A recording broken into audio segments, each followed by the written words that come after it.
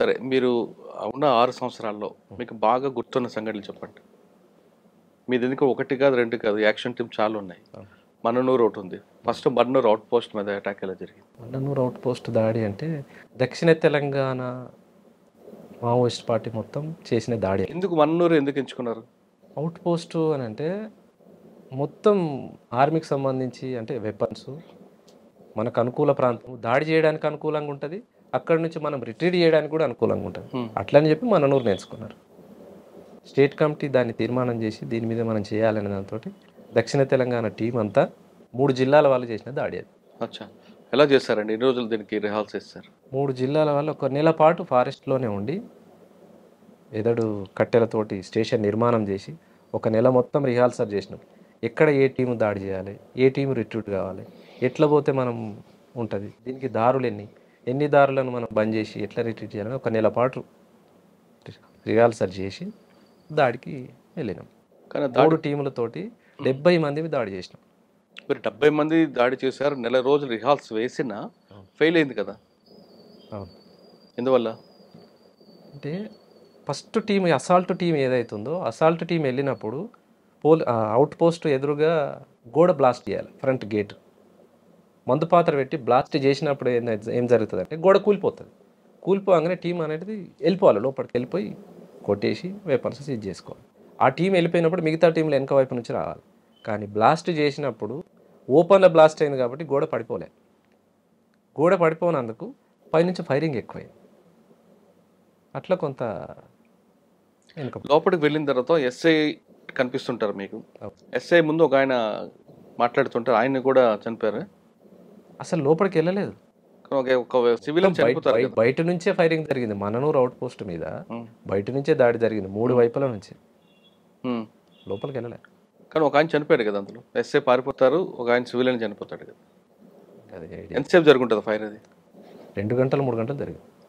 2-3 గంటలు అయింది ఫైర్. మళ్ళీ మీరు రిట్రీట్ ఎక్కడ కలుసుకున్నారు అందరూ? అందరం ఒకేసారి వెళ్ళిపోయినాం కదా.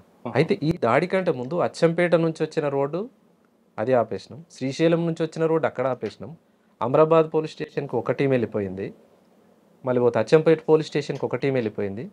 అంటే ఆ పోలీస్ స్టేషన్లో ఫోర్స్ కూడా ఈ మన్ననూరు దగ్గరికి రావద్దని చెప్పేసి మా మీదనే దాడి జరుగుతుందని వాళ్ళు అక్కడే ఆగిపోవాలి, ఈ టీం ఇక్కడ ఆగిపోవాలి, ఈ టీం ఇక్కడ ఆగిపోవాలి. అట్లా హైవేని కూడా దిగ్బంధం చేసి 70 మందితో దాడి చేసినాం. ఆ దాడిలో అశోక్ అనే కామ్రేడ్, ఇందాక నేను మా బాబాయ్ అని చెప్పి, తను అమరుడైన గొంతులో తూటపడ్డది తనకి. ఆయనకి లోపట సైన్యం అంటే ఆర్మీ శిక్షణ అనేది తక్కువ ఉంది. అంటే బయట సంఘాలలో పనిచేసాడు కానీ మిలిటరీ అనుభవం లేదు. ఆ దాడిలో ఉంటా అన్నాడు, సరే ఉంచాం.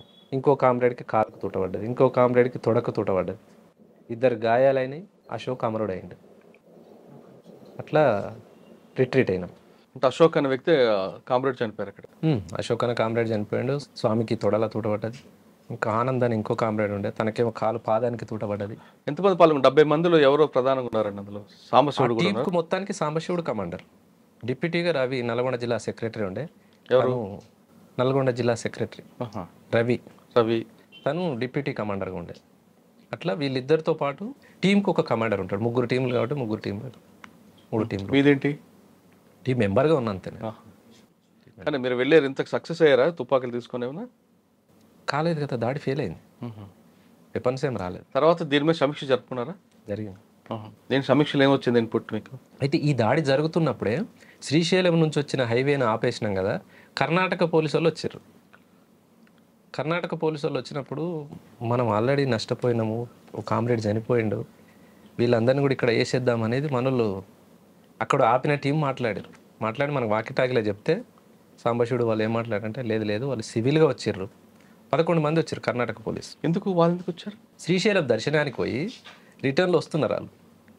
రిటర్న్ వచ్చేటప్పుడు మనోళ్ళు రోడ్ ఆపేసారు కదా, రోడ్ ఆపిన దగ్గర మేము పోలీస్, మీరు కూడా ఇక్కడ ఆపిరు అనేసి వాళ్ళు మాట్లాడితే మీరు పోలీసా అని చెప్పేసి మనోళ్ళు పట్టేసి కట్టేసి వెనకకు ఆపిరాలు.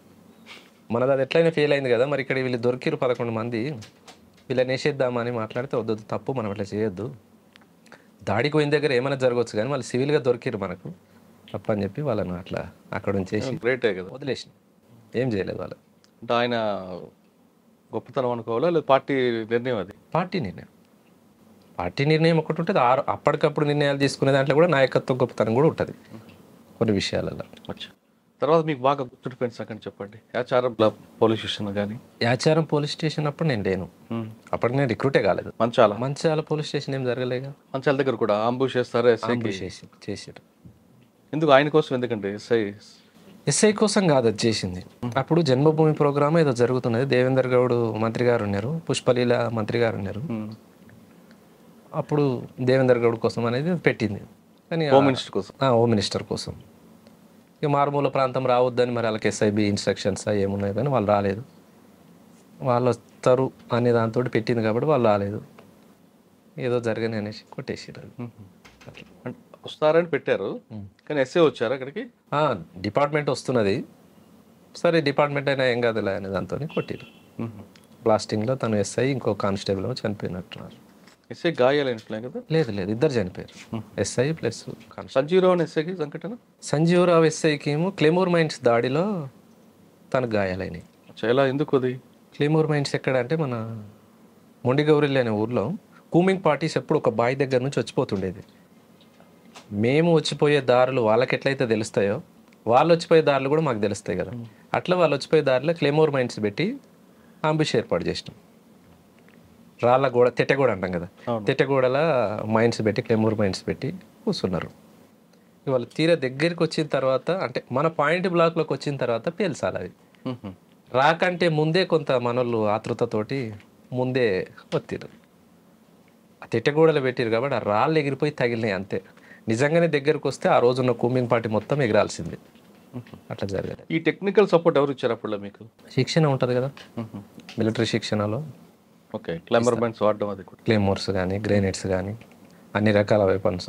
అన్న మీరు చేసిన అన్ని యాక్షన్లో బాగా టఫ్ వచ్చిన యాక్షన్ చెప్పండి.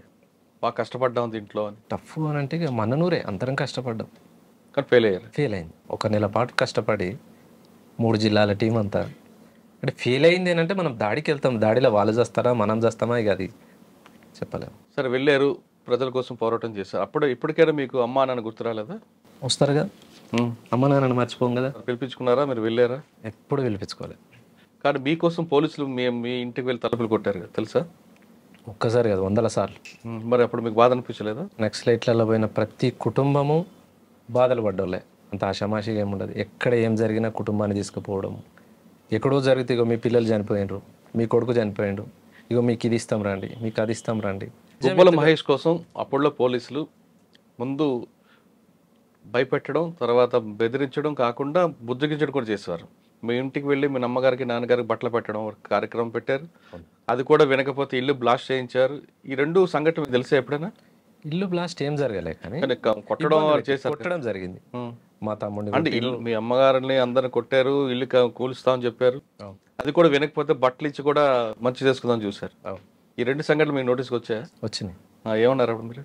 వచ్చినాయి అంటే రాష్ట్ర వ్యాప్తంగా అన్ని కుటుంబాల మీద ఎట్లయితే దాడులు జరుగుతున్నాయో అందులో భాగంగా మా కుటుంబం మీద దాడి జరిగింది. కానీ బట్టలు ఇచ్చి బుజ్జగించుకున్న కార్యక్రమానికి మీరు దానికి సమర్థిస్తారా, వ్యతిరేకిస్తారా? అంటే రాజ్యం ఎత్తుగడలలో భాగంగా పార్టీని ఎట్లయితే అంటే ఉద్యమంలో లోపల ఉన్న వాళ్ళని బయటికి తీసుకురావడంలో భాగంగా డిపార్ట్మెంట్ చేస్తున్నటువంటి ఎత్తుగడలు, అది వాళ్ళ ఎత్తుగడ. అది దాన్ని ఎట్లా సమర్థిస్తాం అంటే ఇప్పుడు ఎట్లా నేను ఎట్లా బయటనే ఉన్నా అనుకో, ఆ రోజున్న పార్టీ ఆలోచన ప్రకారంగా అవి అనేది తప్పు, వాటిని ఏవి కూడా మనం పరిగణలోకి తీసుకోవద్దు. ఉమ్మడి ఆలోచనగా అంటే ఉమ్మడి ప్రజల కోసం పోయినప్పుడు మన కుటుంబం బాధలు పెద్ద విషయమేం కాదులే, అందరిలో భాగంగా జరుగుతున్నాయి అనే దాన్ని చూడాలి. కానీ దానికి కౌంటర్గా పార్టీ కూడా ఒక నిర్ణయం తీసుకుంది అప్పట్లో. అది వాస్తవా కాదో తెలియదు. మీరు కూడా కొంతమంది ఎవరైతే బాగా టఫ్ ఉన్న పోలీస్ ఆఫీసర్ ఉన్నారో వాళ్ళ ఇంటికి వెళ్ళి మీ భర్త ఉద్యోగాలు రాజీనామా చేయించండి అంటూ వాళ్ళకి స్వీట్ బాక్సులు ఫ్రూట్స్ ఇవ్వాలని ప్రయత్నం చేశారనేది ఒక వార్త ఉంది. అది వాస్తవం? మా దగ్గర అయితే జరగలేదు, ఉంటే జరిగిందేమో మిగతా జిల్లాలలో, కానీ నల్గొండ జిల్లా కమిటీ పరిధిలో మాత్రం అదేం జరగలేదు. మిగతాది జరుగుండొచ్చు. ఇప్పుడు బాగా వార్త వచ్చింది. నక్సలైట్ కూడా పోలీస్ ఇంటికి వెళ్ళి వాళ్ళని కూడా మీరు ఎలాగైతే ఎత్తు కూడా వేస్తారు వాళ్ళు కూడా అదే ఎత్తు కూడా. అయితే పొలిటికల్గా లీడర్స్ ఎవరెవరైతే ఉన్నారో వాళ్ళ కుటుంబాలకి ఇవి అయితే చెప్పినాం, కానీ పోలీస్ ఆఫీసర్లకు చెప్పింది అయితే లేదు. మీరు క్రియాశీల రాజకీయాలకు దూరంగా ఉండండి, మీరు చేయడం మూలంగానే ప్రజలకి ఇబ్బందులు ఎదురవుతున్నాయి. మీరు వెళ్ళి చెప్పారు నల్గొండలో? ఏ రాజకీయ పార్టీ కమిటీ నిర్ణయించిన ప్రకారం రాజీనామా చేయమని చెప్పారా? మీ క్రియాశీల రాజకీయాలకు రాజీనామాలు చేయండి, లేకపోతే ప్రజల చేతుల్లో మీకు శిక్షలు అంటే తప్పవు. వీళ్ళు వ్యక్తిగతం కలిసారా, కరపత్రాలు వేసారా? వీలైన దగ్గర వ్యక్తిగతంగా కలిసినాం, లేని దగ్గర లెటర్లు పంపించినాం. మీరు వ్యక్తిగత కలిసిన రాజకీయ నాయకులు ఎవరండి? నేను వ్యక్తిగతంగా గెలవాలి. పార్టీ పార్టీ అదే పార్టీ ఆదేశాలు ఎవరిని కలిసి? లెటర్లు పంపించినాం, నేను ఎవరిని గెలవాలి. గుబ్బల మహేష్